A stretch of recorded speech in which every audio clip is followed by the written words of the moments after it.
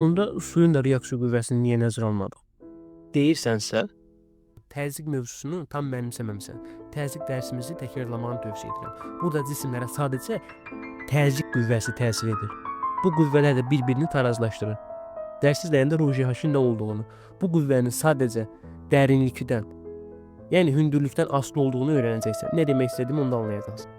Müəllim, bəs bunların kütlələri eynidirsə, necə olur biri üzür, biri batır? Həcmləri fərqlidir. Professor Edward'ın apardığı təcrübə kütlələri bir-birinə bərabər olan fərqli həcmlərdə iki metal kürə var.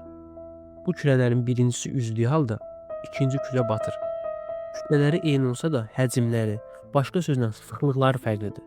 Tonlarca ağırlıqdakı gəmilərin üzmə prinsipi də buna əsaslanır. Unutma, həcmlər sabitdirsə Arximid qüvvəsi cisimlərin batan həcmindən, kütlələr sabitdirsə reaksiya qüvvəsindən asılıdır.